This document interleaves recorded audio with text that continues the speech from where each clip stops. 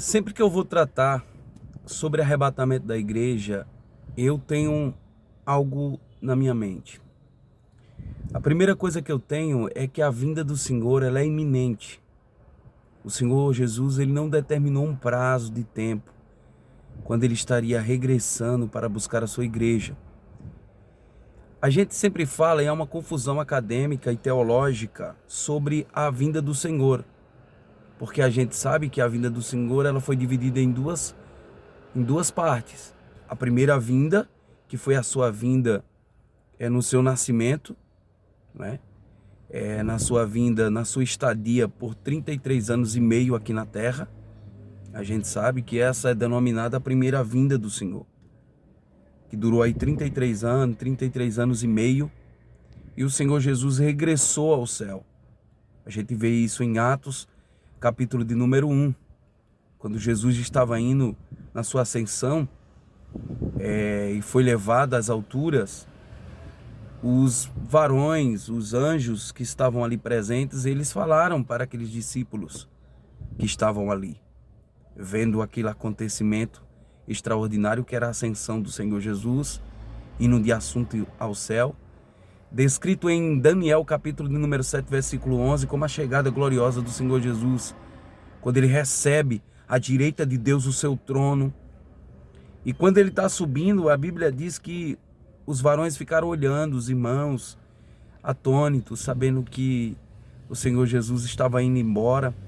E os discípulos estavam muito angustiados naquele dia, porque o Senhor estava indo assunto ao Pai. Mas houve os varões que estavam ali, os anjos que apareceram, falaram para eles: varões galileus, o que vocês estão com os olhos fitos no céu? Esse Jesus que vocês estão vendo subir, um dia ele voltará. Então essa é denominada a segunda vinda do Senhor Jesus. Só que quando se trata do arrebatamento, o arrebatamento não fala diretamente que é a segunda vinda do Senhor. Porque a segunda vinda do Senhor dá-se-á no dia em que ele pisará sobre essa terra. Descrito em Zacarias capítulo de número 9, 10, 11, 12 até o 14, os capítulos, a gente vai ver que esse acontecimento acontecerá um dia, que ele pisará sobre o Monte das Oliveiras. Não é dessa vinda que eu estou falando, mas é da etapa da segunda vinda, chamada de reunião com o Senhor. Ela é chamada do arrebatamento da igreja. Ela é chamada do cumprimento da vinda dele, no sentido de buscar a sua noiva, a sua desposada, para estar com ele, descrito em João capítulo 14, versículo do 1 ao 4.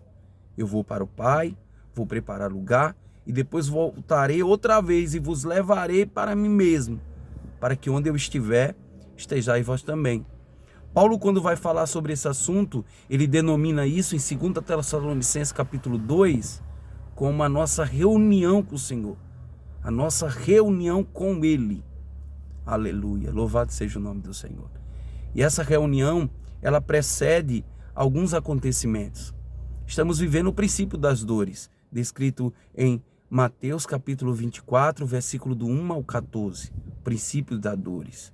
Guerra, rumores de guerras, terremotos, maremotos, nação contra nação, reino contra reino, filho contra pai, pai contra filho, e assim sucessivamente. Esse é apenas o princípio das dores. Eu acho lindo quando Isaías, no capítulo de número 27, versículo de número 9, ele diz que nós nos apresentaremos a ele, ainda com dores, nós nos apresentaremos a ele.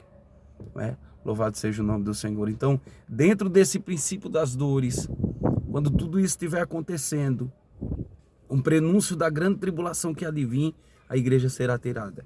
Eu acho interessante e eu quero deixar aqui para nível de pesquisa para vocês as 3 perguntas que existem no livro de 2 Tessalonicenses no capítulo 2. Existem 3 perguntas ali que elas são muito nítidas a um leitor atento, e algumas perguntas que não tem como a gente ter uma informação concreta. A primeira é: quem é o anticristo? Quem é o filho da perdição? Quem é o filho da perdição descrito ali? O homem do pecado, o homem da iniquidade. Quem é ele? Segundo, O que é apostasia ali naquele texto? O que é apostasia? Apostasia é realmente um abandono da fé generalizada? Ou a apostasia é apostasium, a retirada no grego? Então, a nível de pesquisa. E a terceira pergunta é: o que é que detém a aparição do anticristo e a manifestação dele? O que é que o detém? Aquilo que o detém, o que será? O que é? Quando aquilo que for tirado, aí se manifestará o filho da perdição, o homem do pecado.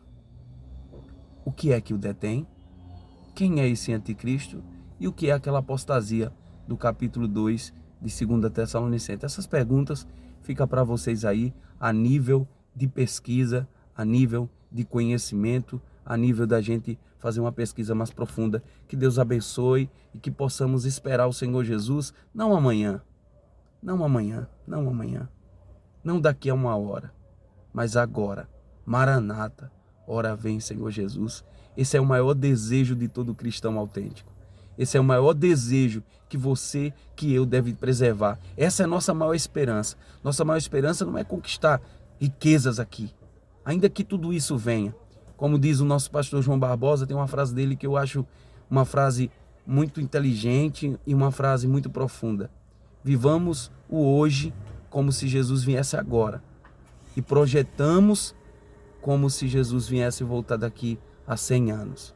Vivemos hoje como se ele fosse voltar agora, esperando ele agora.